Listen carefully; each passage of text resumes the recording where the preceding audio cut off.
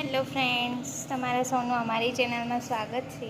તો આજે આપણે બનાવીશું સિંગ ભજીયાનું શાક।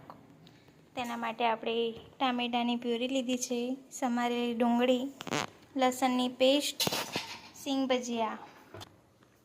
તેના માટે આપણે સૌપ્રથમ કડાઈ પેન મૂકી દીધું છે ગરમ કરવા। તેમાં આપણે તેલ લઈશું। તેલ ગરમ થઈ ગયું છે, તેમાં આપણે જીરું નાખીશું। પછી તેમાં આપણે ડુંગળી ઉમેરીશું। તેને આપણે સાંતળી લઈશું।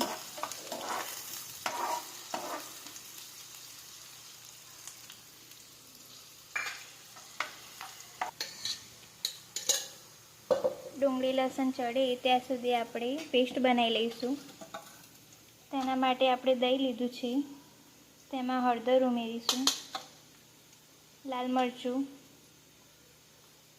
ધાણા જીરું પાવડર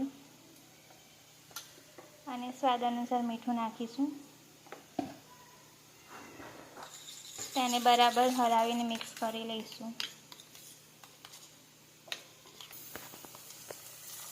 ડુંગળી બરાબર થઈ ગઈ છે, હવે આપણે એમાં ટામેટાની પ્યુરી એડ કરી દઈશું।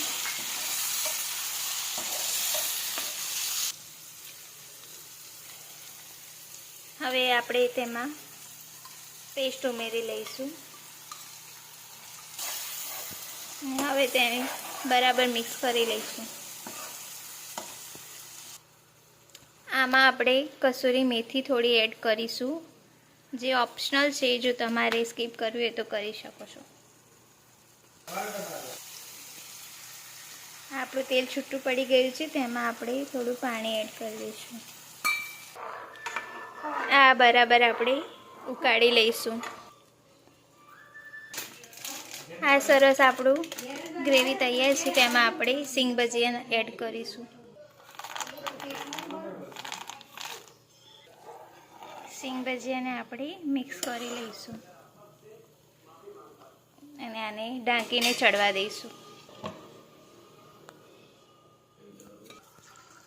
તો શાક આપણું તૈયાર છે, તેને સર્વ કરી લઈશું।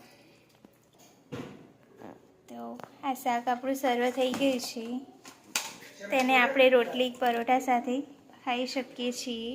બાજરીના રોટલા સાથે પણ આપણી શાક સરસ લાગે છે। જો તમને અમારી રેસીપી ગમી હોય તો લાઈક, શેર અને સબસ્ક્રાઈબ કરવાનું ભૂલતા નહીં।